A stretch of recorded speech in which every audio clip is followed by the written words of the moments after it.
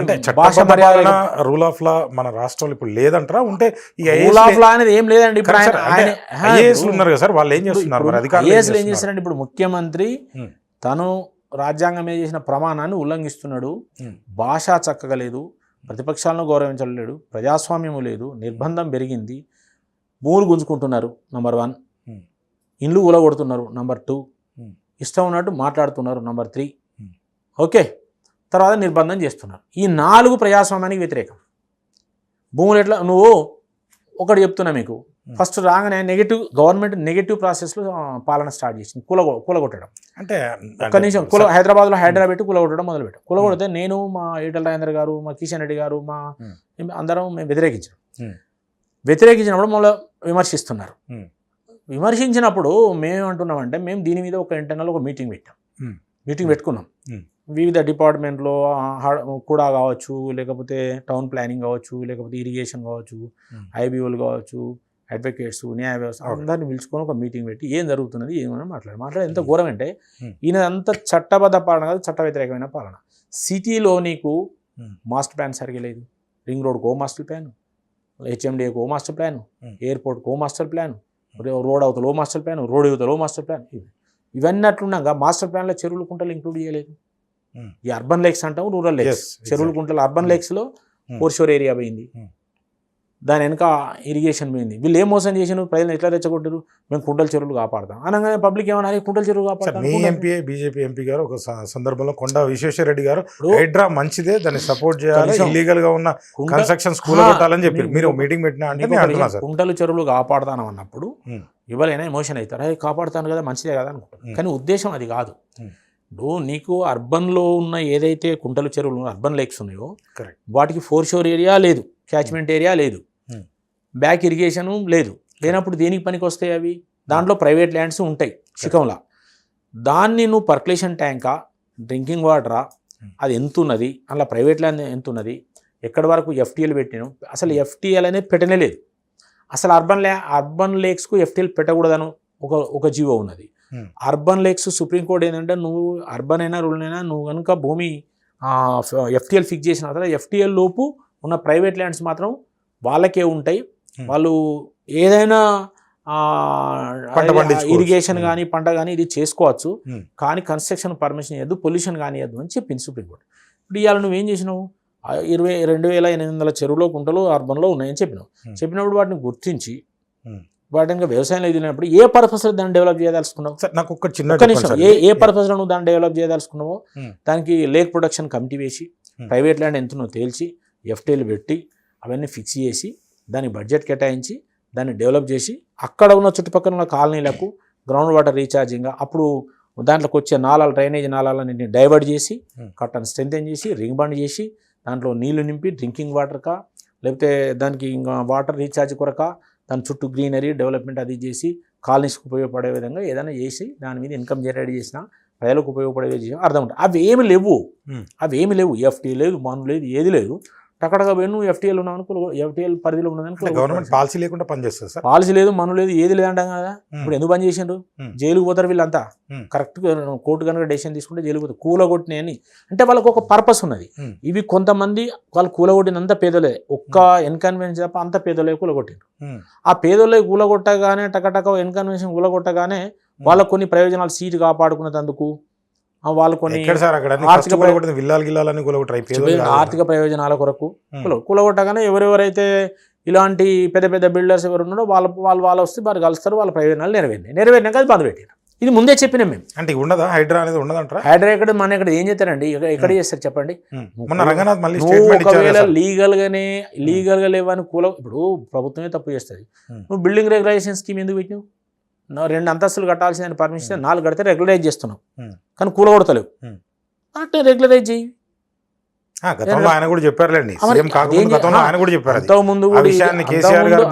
ఇప్పుడు ముఖ్యమంత్రి గారే రేవంత్ రెడ్డి గారే ఏది మన ఇది ఎక్కడ సిటీలో ఎక్కడో మన ఇది అయితే అక్కడ కూలగొడుతుంటే అప్పుడు గత ప్రభుత్వం కూలగొడుతుంటే ఏమన్నారు, ఎట్లా కూలగొడతారు వాళ్ళు, మామూలుగా 200-300 గజాలలో కట్టుకున్నారు, ఎట్లా కూలగొడతారు, మన చేతిలో ఉన్న చట్టమే కదా, ఒక జీవో రిలీజ్ చేసి వాటిని రెగ్యులరైజ్ చేయొచ్చు కదా. ఈయన మాట్లాడిండు, మరి ఈయన వరకు వచ్చినప్పుడు వర్తించే లేఅవుట్స్ కావచ్చు, బిల్డింగ్స్ కావచ్చు, ఇంకేదైనా వర్తించే.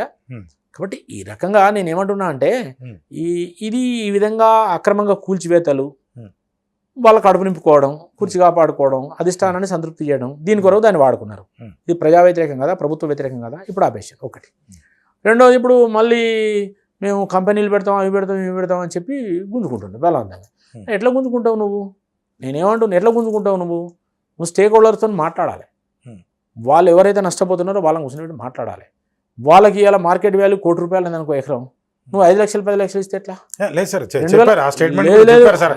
ఆ ఊర్లో ఒక 5 లక్షలు ఎగ్జాంపుల్ చెప్తున్నా, 5 అని కాదు, ఉంటే దానికి కూడా ఇప్పుడు ప్రయత్నం ప్రభుత్వం ఖచ్చితంగా చేస్తుంది. ఎవరు డెవలప్మెంట్కు వ్యతిరేకం కాదు. నువ్వు డెవలప్మెంట్ చేస్తా అన్నప్పుడు 3-4 విషయాలు ఉంటాయి అందులో. ప్రధానంగా భూసేకరణ చేసినప్పుడు ఆ భూమి ఏదైతే ఉన్నదో సేకరించినప్పుడు భూ యజమానులు ఎవరైతే ఉన్నారో వాళ్ళ ప్రత్యామ్నాయం చూపించాలి. బాబు ఇగో ఇది ₹1,00,00,000 రేట్ ఉన్నది, సపోజ్ మార్కెట్ రేట్ ఉన్నది అంటే 2013 చట్టం ప్రకారం 1:2 అంటే ఒక ₹100 ఉంటే 300 ఇస్తారు నీకు. అట్లాంటప్పుడు నువ్వేం చేయాలి, దాన్ని నీకు ₹1,00,00,000 ఉన్నది, నీకు ₹1,00,00,000 రావాలంటే నీకు ఆడ రిజిస్ట్రేషన్ వాల్యుయేషన్ 5 లక్షలు ఉన్నదనుకో, దాన్ని ఏం చేయాలి నువ్వు, కనీసం 30 లక్షలు 35 లక్షలు చేయాలి రిజిస్ట్రేషన్ వాల్యూ చేసి ₹1,00,00,000 వచ్చేటట్టు మార్కెట్ వాల్యూ వచ్చేటట్టు నువ్వు సవరించాలి. ఇది నెంబర్ 1, ఆర్థికంగా నష్టపోకుండా. నెంబర్ 2, వాళ్ళకి ప్రత్యామ్నాయం ఉంచాలి. మళ్ళీ అక్కడి నుంచి వాళ్ళు ఒకసారి నేను ఇల్లు కట్టుకొని 2 భూమి అన్ని ఉన్న సెటిల్ అయినా ఇంకో దగ్గర పోండి ఇబ్బంది అవుతుంది, మళ్ళీ ఆ రేట్లో దొరకకపోవచ్చు, చూపించాలి. మూడోది పొల్యూషన్. అక్కడ ఏదైనా పొల్యూషన్ వస్తే వీళ్ళ భూములు వీళ్ళు పోగా మిగతా కొంతమంది ఇంకా ఉన్న వాళ్ళకి ఏమైనా ఇబ్బంది అయితే ఆ పొల్యూషన్ ఎట్లా కంట్రోల్ చేస్తావో చెప్పాలి.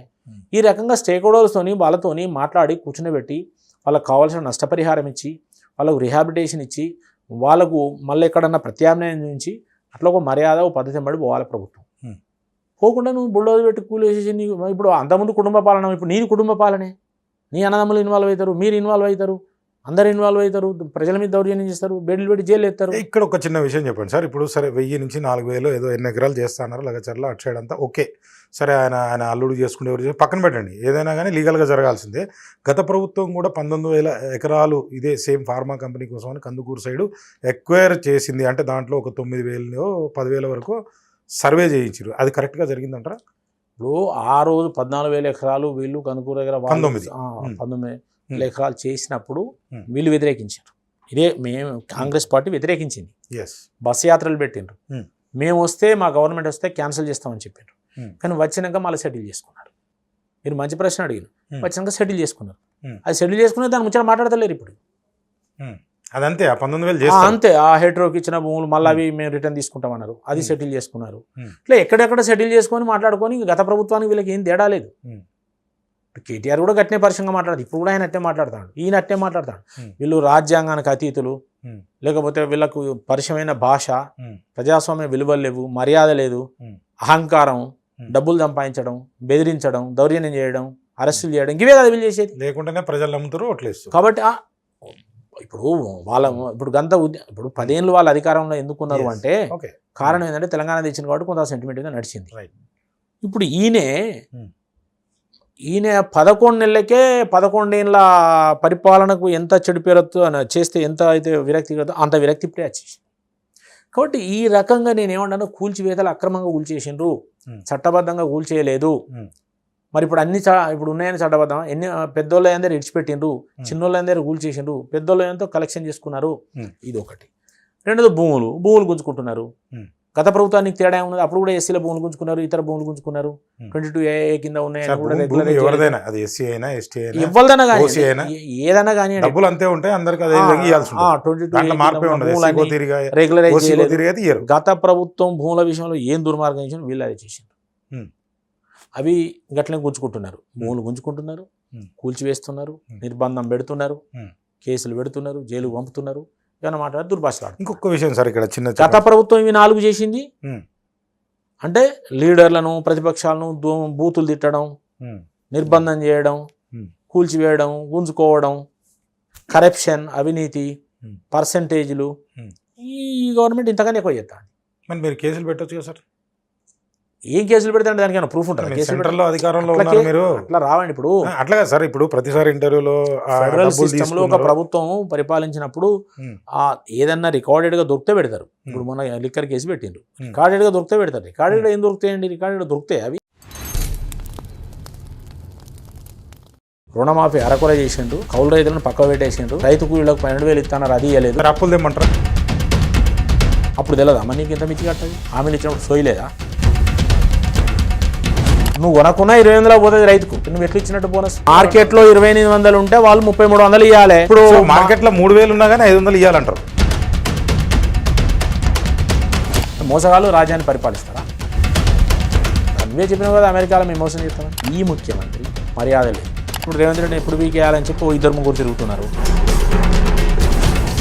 విక్రమార్క నేను ముఖ్యమంత్రి కావాలని తిరుగుతున్నాడు, ఉత్తమ్ గారు నేను ముఖ్యమంత్రి కావాలని ఆయన తిరుగుతున్నాడు. ఎప్పుడు నాకు కూర్చిపోతుందో ఈ లోపు నేను చదువుకోవాలని ఈయన ప్రయత్నం చేస్తున్నాడు. ఈ పాలన ఎక్కడ ఉన్నదండి వీళ్ళకు?